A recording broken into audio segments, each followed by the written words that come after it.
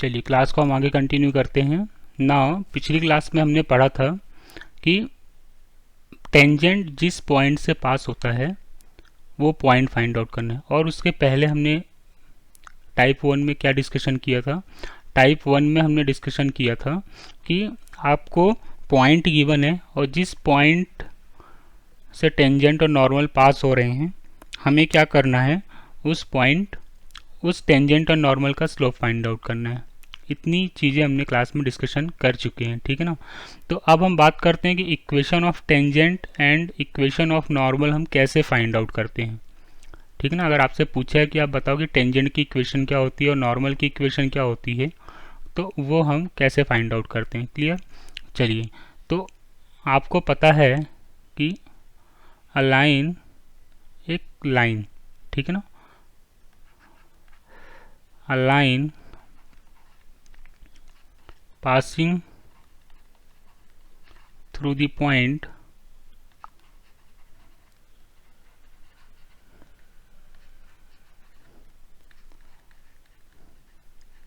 x1 comma y1 and having its slope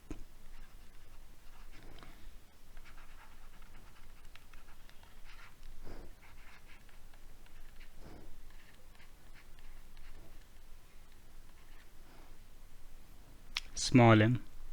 अगर line एक किसी सिंगल पॉइंट से पास हो रही है, वो पॉइंट है आपके पास x1 कॉमा y1 और उसका स्लोप है small m, then equation of line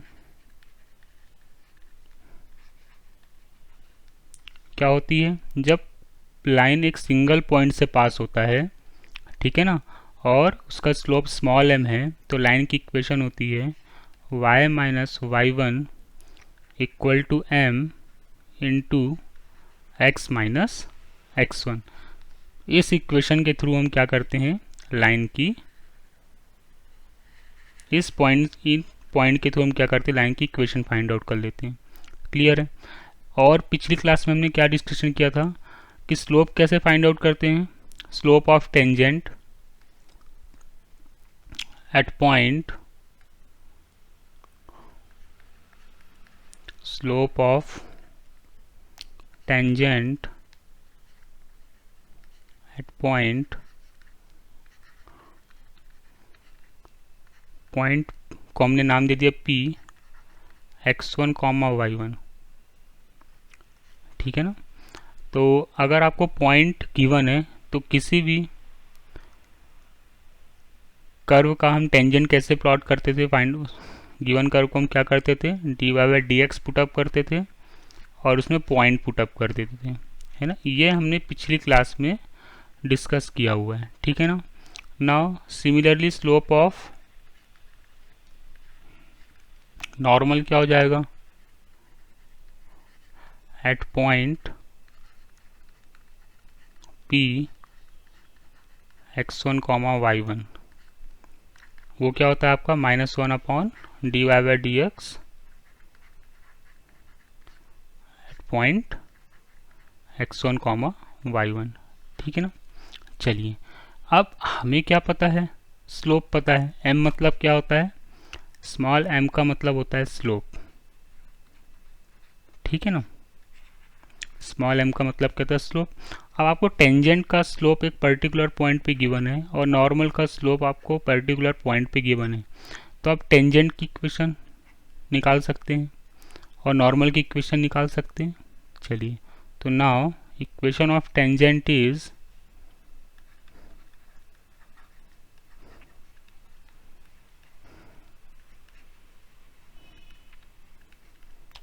tangent क्या हो जाएगा आपका y minus y1 equal to m। तो टेंजेंट का स्लोप कितना निकाला था हमने, dy बाई dx, किस पॉइंट पे निकाला था हमने, x1 कॉमा y1 पर, ठीक है ना, इंटू x माइनस x1, ठीक है। ये आपकी किसकी इक्वेशन आ गई, इक्वेशन ऑफ टेंजेंट की। सिमिलरली हम क्या कर सकते हैं, यहाँ पर इक्वेशन ऑफ नॉर्मल भी फाइंड आउट कर सकते हैं। तो जो भी हमारा नॉर्मल का स्लोप आया है हम कहाँ पुट कर देंगे, इस फॉर्मेट में पुटअप कर देंगे, ठीक है ना। तो नाउ इक्वेशन ऑफ नॉर्मल क्या हो जाएगा, y minus Y one equal to -1/dy/dx, x1 y1 point पर into x minus x1। Clear इतनी बात, ठीक है ना, इतना समझ में आया सबको कि हम क्या कर रहे हैं। अब आपको यहाँ पर बहुत इम्पॉर्टेंट पॉइंट ध्यान में रखना है। क्या है, रिमार्क। पहला नोट है आपके पास, बहुत इम्पॉर्टेंट पॉइंट है, नोट नंबर 1।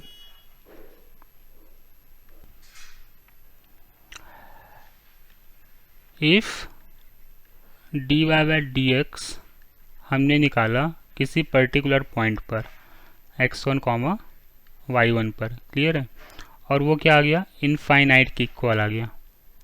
तो इनफाइनाइट के इक्वल आ गया तो क्या होगा, इसका मतलब होता है tangent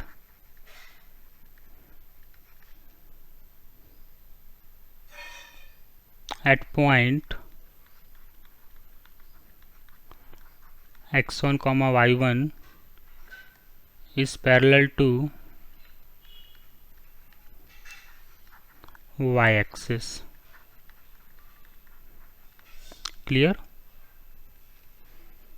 and equation of tangent is equation of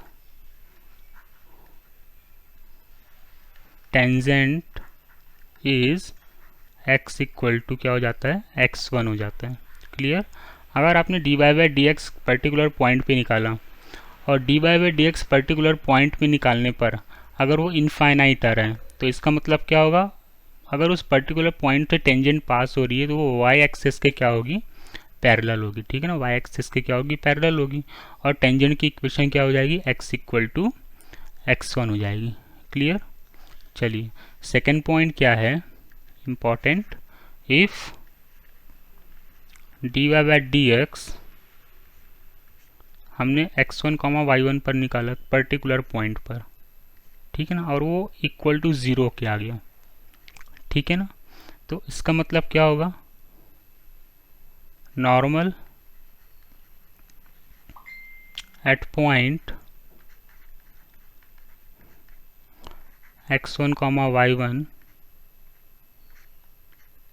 is parallel to x axis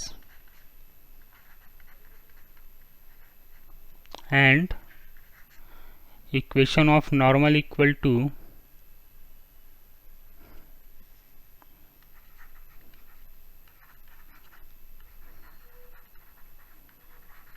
equation of normal आपकी क्या हो जाएगी, x इक्वल टू x1 के। ये आपको ध्यान रखना है, यहाँ पर थोड़ा सा करेक्शन कर लेना, यहाँ पर y एक्सेस आएगा। क्लियर, तो अगर dy/dx हमने एक पर्टिकुलर पॉइंट पे निकाला, अगर वो इनफाइनाइट के इक्वल आ गया तो मतलब जो टेंजेंट जिस पॉइंट से पास होके जाएगी वो y एक्सेस के पैरेलल होगी, और अगर 0 के इक्वल आ गया तो नॉर्मल क्या होगा, y एक्सेस के पैरेलल होगा।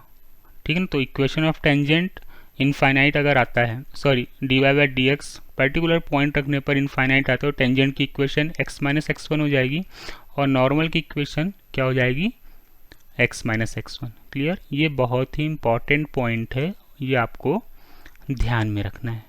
क्लियर है ना, तो ये बहुत ही इंपॉर्टेंट पॉइंट है, वेरी इम्पॉर्टेंट पॉइंट। तो ये आपको नॉर्मली ध्यान में रख के क्वेश्चंस को सॉल्व करने हैं। ठीक है, चलिए अब इसका एल्गोरिदम कैसे वर्क करता है वो एक बार हम यहाँ पर डिस्कस कर लेते हैं। क्लियर, तो इसका एल्गोरिदम वर्क कैसे करता है वो हम यहाँ पर आपसे डिस्कशन कर रहे हैं। ठीक है ना, चलिए तो फर्स्ट पॉइंट है आपका, आपको कोई फंक्शन गिवन है, suppose y equal to f of x.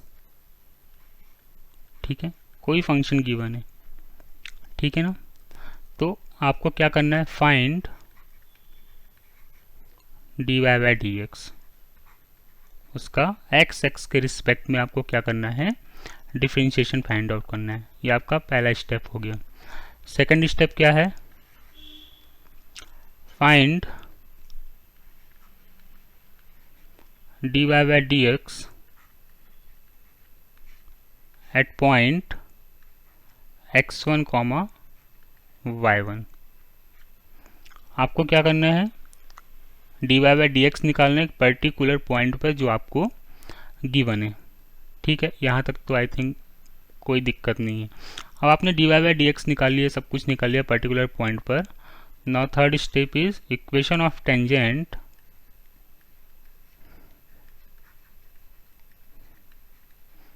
Equation of tangent क्या हो जाएगी आपके पास, y minus Y one equal to d y by d x at the point x1, y1 into x minus x1। ठीक है, and equation of normal क्या हो जाएगी, y minus Y one equal to d y by d x, sorry equation of normal क्या हो जाएगी आपकी, -1 upon d y by d x at point x1, y1 into x minus x1। Clear है, यहाँ तक तो कोई प्रॉब्लम आपको नहीं होगी।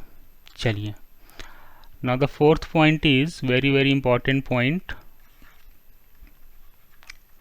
ठीक है, आपको ध्यान में क्या रखना है फोर्थ पॉइंट में, वेरी वेरी इंपॉर्टेंट पॉइंट है ये।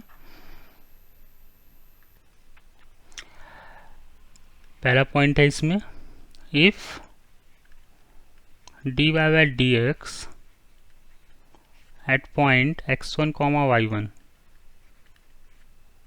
इक्वल टू 0, ठीक है ना, देन इक्वेशन ऑफ टेंजेंट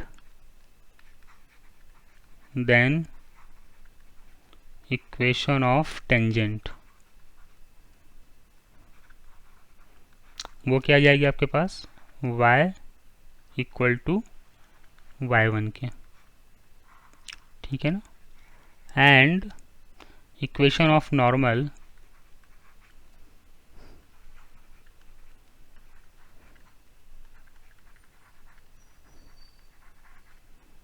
वो आप क्या आ जाएगा, x इक्वल टू x1 के इक्वल आ जाएगा। ठीक है, और हमने ऊपर बताया था अगर d y by d x किसी पर्टिकुलर पॉइंट में रखने पे 0 के इक्वल आ जाता है, तो साथ ही साथ क्या होता है, नॉर्मल किसके पैरेलल होता है, y एक्सिस के पैरेलल होता है। ये आपको ध्यान में रखना है, ठीक ना, जिस पॉइंट से नॉर्मल पास हो रही है वो y एक्सिस से क्या हो जाएगी, पैरेलल हो जाएगी। क्लियर, तो now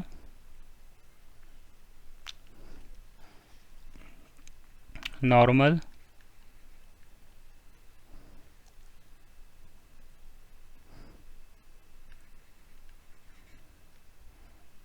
are parallel to y-axis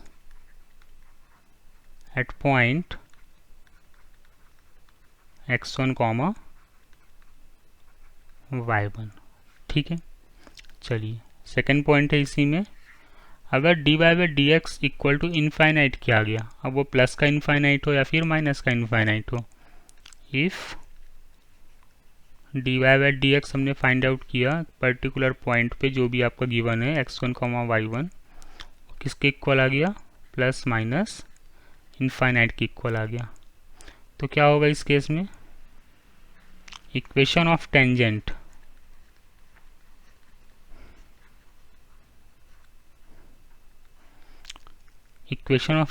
आपकी क्या हो जाएगी, x इक्वल टू x1। ठीक है, ये ध्यान रखना है। और इक्वेशन ऑफ नॉर्मल क्या हो जाएगी, इक्वेशन ऑफ नॉर्मल ये हो जाएगा आपका y इक्वल टू y1 के। और क्या हो जाएगा, tangents are parallel to y axis, tangent are parallel to y axis at point x1, y1। Clear है। तो किसी भी कर्व में अगर आपसे पूछा है कि यार टेंजेंट की इक्वेशन बताओ या फिर नॉर्मल की इक्वेशन बताओ, तो जो हमने टाइप 1 और टाइप 2 में आपसे डिस्कशन किया हुआ है, उन्हीं क्वेश्चंस की थ्योरी को हमें यहाँ पर अप्लाई करना है। बस हमें क्या करना है, ये पॉइंट नंबर सेकंड और पॉइंट नंबर जो हमने यहाँ पर फर्स्ट डिस्कशन किया हुआ है कि इक्वेशन ऑफ नॉर्मल किसके करस्पॉन्डिंग में कब होगा, जब d y by d x equal to zero के आ गया तो इक्वेशन ऑफ नॉर्मल क्या होगा, इक्वेशन ऑफ टेंजेंट क्या होगी, या फिर d y by d x equal to plus minus infinite क्या आ गया तो इक्वेशन ऑफ टेंजेंट क्या होगी और इक्वेशन ऑफ नॉर्मल क्या होगी। ये आपको यहाँ पर ध्यान में रखना है, ठीक है। और क्या करना है, इसके साथ ही क्वेश्चंस की प्रैक्टिस करनी, जो हम अगले वीडियो लेक्चर में इस थ्योरी के रिगार्डिंग आपको क्वेश्चंस डिस्कस करने वाले हैं। क्लियर इतनी बात, चलिए।